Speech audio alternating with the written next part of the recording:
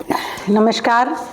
भगवद गीता के सीरीज़ में आपका बहुत बहुत स्वागत। और हम पहुंच चुके हैं प्रथम अध्याय के 24वें और 25वें श्लोक तक। जैसा कि आप सब डेली देख ही रहे हैं, पिछले श्लोकों में पूरी सेना को देखकर धृतराष्ट्र और उसके पुत्रों को देखकर अर्जुन को क्रोध आया और गांडी उठा लिया और कहा, हे केशव, मेरे रथ को ठीक आप दोनों सेनाओं के मध्य खड़ा कीजिए ताकि मैं इन पापियों को और जो पापियों का पापी दुष्ट बुद्धि दुर्योधन का साथ देने आए हैं उनको देख सकूं। इसको समझाने से तो रहे बल्कि इसके साथ लड़ने आए हैं जो कि दुर्योधन अन्याय कर रहा है और पापी है। जो लोग इसका साथ देने आए हैं मैं इनको एक बार देखना चाहता हूँ। पिछले श्लोकों की बात आज 24वें और 25वें श्लोक में श्री कृष्ण ने कहा कि हे राज भरत यानी अर्जुन, निद्रा विजयी अर्जुन, उन्होंने निद्रा विजयी कहा है अर्जुन को। गुडाकेशन शब्द दिया है। गुडाकेशन का अर्थ एक तो ये होता है, गुडाकेशन यानी घुंघराले बालों वाला। अर्जुन के बाल जो थे वो घुंघराले थे। और एक अर्थ होता है निद्रा विजयी यानी जिसने निद्रा पर विजय प्राप्त कर ली हो। वो जब चाहे जितनी निद्रा ले सकता है और छोड़ भी सकता है। ऐसा नहीं कि कोई काम जरूरी है और उसे नींद आ जाए।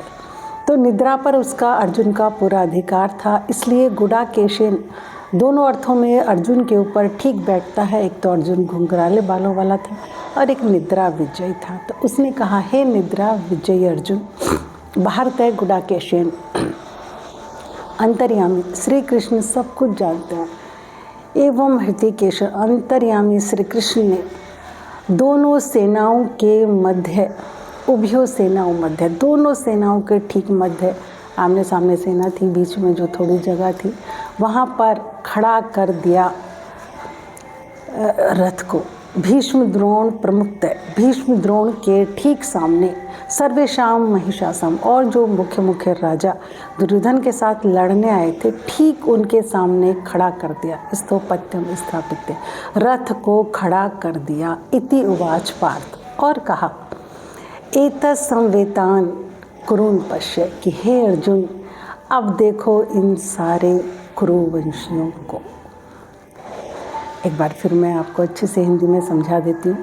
इतना कहने के बाद अर्जुन के कि मेरे रथ को दोनों सेनाओं के मध्य खड़ा कीजिए, मैं इन अन्यायों को देखना चाहता हूँ, तो श्री कृष्ण ने ठीक बीच द्रोण और भीष्म के सामने और मुख्य राजाओं के सामने गुडाकेशन निद्रा विजय अर्जुन के रथ को खड़ा कर दिया और कहा, कुरुन पश्य, इन कुरुवंशियों को देखिए। यह है 24वां और 25वां श्लोक। देखिए, अब मैं आपको थोड़ा सा इसमें विस्तार में बताती हूँ जाकर। जैसे गुडाकेशन निद्रा विजयी अर्जुन, अब पश्य कुरुन, उसने ये क्यों कहा कि कुरुवंशियों को देखो। भगवान श्री कृष्ण ने जैसे पिछले श्लोक में कहा था, धृतराष्ट्र से यानी धृतराष्ट्र के पुत्रों को देखो, लेकिन इस बार श्री कृष्ण ने कहा है कुरुन पश्य, इन कुरुवंशियों को देखिए, क्योंकि वो सभी थे। कुरुवंशियों में तो सभी आते थे, इन कुरुवंशियों को देखिए। इसका मतलब ये था कि सभी एक ही परिवार के थे और आपस में लड़ाई थी, आपस में धन के ऊपर, ज़मीन के ऊपर जो लड़ाई थी, लेकिन सभी एक ही परिवार, एक ही कुटुंब के थे। तो श्री कृष्ण को पता था कि अभी इसने क्रोध में एकदम इन्हें देख के इसने गांडी उठा लिया है, लेकिन अभी इसके अंदर मोह है अंदर से। तो उस मोह को पूरी तरीके से निकालना चाहते थे श्री कृष्ण, इसलिए कहा इन कुरुवंशियों को देखो। देखो, ये ठीक ऐसे किया श्री कृष्ण ने जैसे कि जब कोई फोड़ा हो जाता है तो डॉक्टर पहले उसको पूरा पकाता है और पकाने के बाद फिर उसमें चीरा लगाता है। तो श्री कृष्ण भी उसके पूरे मोह को बाहर लाना चाहते थे ताकि इस दुनिया को ऐसे वचन, ऐसा आदित्य ग्रंथ, दिव्य ग्रंथ, ऐसी दिव्य वाणी दे सके जिससे जीवन, हर इंसान अपने जीवन को आसान कर सके। कभी कोई दुखी ना हो, कभी कोई सुसाइड ना करे, कभी किसी मामले में फंसे ना।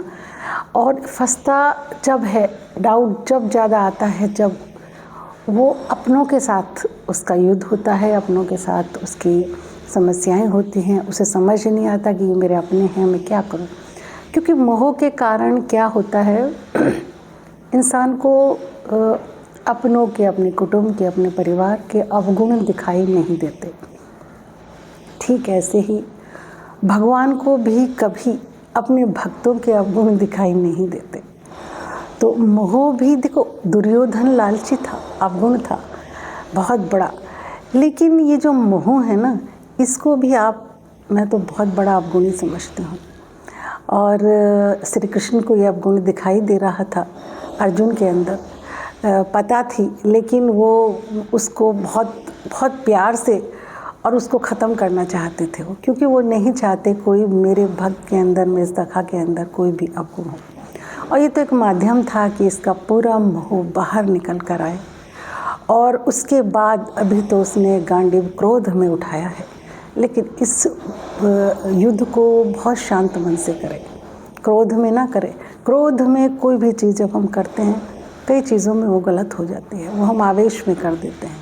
तो बहुत शांत मन से करें। तो वो समझाना चाहते थे कि ये पहले अपने, ठीक उन्होंने द्रोण और भीष्म के सामने, उसको पता था आचार्य से और भीष्म से कितना मोह है, कितना प्रेम है अर्जुन को। तो इनके सामने आते ही इसका मोह और इसका जो प्रेम है वो जाग जाएगा। तो जो मुख्य राजा थे, ठीक द्रोण और भीष्म के सामने उन्होंने जाकर युद्ध को खड़ा किया, रथ को खड़ा किया और कहा, क्रून पश्य, यानी इन कुरुवंशियों को देखिए। मैं उम्मीद करती हूँ आपको मेरी वीडियोस पसंद आ रही होंगी। जो लोग भी संस्कृत के एक एक श्लोक के हिंदी अर्थ को जानना चाहते हैं, एक एक शब्द के हिंदी अर्थ को जानना चाहते हैं, और सच में भगवद गीता के अनुसार अपना जीवन बनाना चाहते हैं, और उनको प्लीज़ ज़रूर ये शेयर करें। अगर आपको अच्छी लगे तो लाइक करें, और जो लोग नए हैं मेरे चैनल पर, प्लीज़ इस कार्य को करें कि मेरे चैनल को सब्सक्राइब करें। अगर आपको वीडियो अच्छी लगी तो क्या ऐसा ज्ञान पूरी दुनिया में फैलाना कितना अच्छा है, कितना गलत है, ये सब आप ही जानते हैं। हर इंसान किसी न किसी दुख में है, परेशानी में है। बहुत बहुत कम है ऐसे जो अपने हृदय पर हाथ रख कर ये कह दे कि नहीं है मुझे कोई दुख। कोई ना कोई इंसान किसी न किसी समस्या में अटका हुआ है। तो ऐसा ही ग्रंथ जो हमें हर समस्या से बाहर लेकर आता है वो है भगवद गीता, जिसमें हमारी हर समस्या का समाधान है। तो प्लीज़ मेरी वीडियो को लाइक, शेयर और मेरे चैनल को सब्सक्राइब ज़रूर करें। मिलते हैं अगले कल एक नए श्लोक के साथ। डेली एक नया श्लोक मेरे चैनल पर अपलोड होता है, और सीरियल वाइज, ऐसे नहीं 1 2 3 मैं आपको एक एक बता रही हूँ कि आज ये कौन सा श्लोक है। तो आप भी क्रम वाइज सारी भगवद गीता को सुने ज़रूर, और दूसरों को भी ज़रूर। नमस्कार।